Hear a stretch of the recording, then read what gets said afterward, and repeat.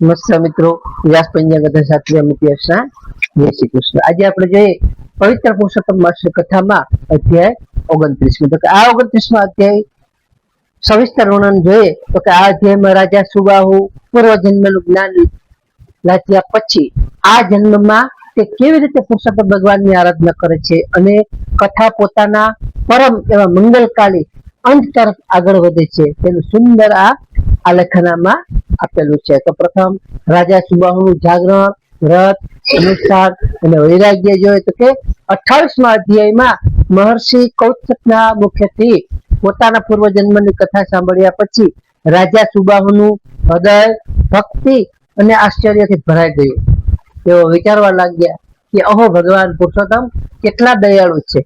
પૂર્વજન્મમાં મારા જેવા એક દરિદ્ર અને અજ્ઞાની મજૂર દ્વારા કેવલ અજાણતા અને અત્યંત સામાન્ય ભાવે થયેલા જલ અને અન્નના દાનથી જો પ્રભુ મને આ જન્મમાં અખંડ એવું સામ્રાજ્ય આપી શકતા હોય તો આ જન્મમાં બધું જ હોવા છતાં જો હું પૂર્ણ જ્ઞાન અને શ્રદ્ધા સાથે તેમનું આ વ્રત કરું તો પ્રભુ મને પોતાના ચરણોમાં સ્થાન કેમ ન આપે। આવું રાજાએ મહર્ષિ કૌત્સકના ચરણોમાં પ્રણામ કરી તેમને પ્રચુર દક્ષિણા આપી વિદાય કર્યા અને તે જ ક્ષણથી પોતાનું બાકીનું જીવન પ્રભુ ભક્તિમાં સમર્પિત કરવાનો તેમણે સંકલ્પ કર્યો। રાજા સુબાહુ પુરુષોત્તમ માસનું વિધિ વ્રત આપણે જોઈએ કે જ્યારે પણ ફરીથી પવિત્ર પુરુષોત્તમ માસનો પ્રારંભ થયો ત્યારે રાજા સુબાહુએ પોતાના રાજ્ય વૈભવનો મોહ ત્યજી દીધો અને તેમણે રાજમહેલના એક પવિત્ર ખંડમાં ભગવાન રાધા કૃષ્ણ સોનાની મૂર્તિની સ્થાપના કરી। રાજા દરરોજ બ્રહ્મ મુહૂર્તમાં ઉઠી પવિત્ર નદીના જળથી સ્નાન કરતા હતા। ત્યારબાદ તેઓ આખો દિવસ ઓમ નમો ભગવતે વાસુદેવ મંત્રનો સતત જાપ કરતા અને રાજપાટના કાર્યો માત્ર એક સેવક તરીકે નિભાવતા હતા। તેમણે રોજ સાંજે તુલસી ક્યારા પાસે અને વિષ્ણુ મંદિરમાં જઈ ઘીના અખંડ દીવા પ્રગટાવીને દીપદાન કર્યું। દરરોજ બ્રાહ્મણો અને ગરીબો માટે અન્ન ક્ષેત્ર ખોલીને તેમણે હજારો લોકોને તૃપ્ત કર્યા હતા। રાજાની આવી અજોડ ભક્તિ જોઈ આખી પ્રજા પણ હરિભક્તિના માર્ગે વળી ગઈ। આખા રાજ્યમાં ક્યાંય અધર્મ, અસત્ય કે હિંસા ન જોવા મળતા। રાજાના મનમાં વૈરાગ્યનો ઉદય થયો તો જોઈએ તો પુરુષોત્તમ માસનું વ્રત પૂર્ણ થતા જ રાજા સુબાહુના મનમાં તીવ્ર વૈરાગ્ય જાગ્યો।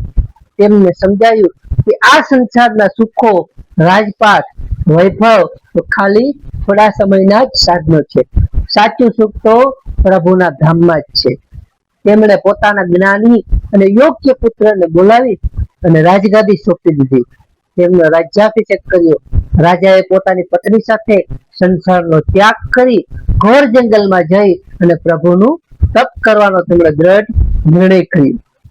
પ્રજાએ અશ્રુભીની આંખે પોતાના પ્રિય રાજાને વિદાય આપી ત્યારે ભગવાન નારાયણ નારદજીને અંતિમ ઉપદેશ છે કે બદ્રિક આશ્રમમાં કથા આગળ ધપાવતા ભગવાન નારાયણ દેવર્ષિ નારદજીને કહે છે કે હે નારદ, રાજા સુબાહુ પોતાની પત્ની સાથે વનમાં ગયા અને ત્યાં વર્ષો સુધી કેવલ કંદ મૂળ જ ખાઈને પુરુષોત્તમ માસના નિયમોનું સ્મરણ કરતા કરતા ભગવાન શ્રી કૃષ્ણની આરાધનામાં લીન રહ્યા।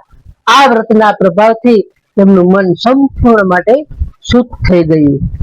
ત્યારે આ 29મા અધ્યાયમાં આપણે જોઈએ તો કે વૈરાગ્યની પ્રાપ્તિ, સાચી ભક્તિ મનુષ્યને સંસારના ભોગોમાંથી મુક્ત કરીને ત્યાગ અને વૈરાગ્ય તરફ દોરી જાય છે। ત્યારે સર્વોચ્ચ લક્ષ્ય જોઈએ ગમે તેટલો વૈભવ હોય તો અંતે જીવનું પરમ કલ્યાણ તો પ્રભુના ચરણમાં જ થઈને થાય છે।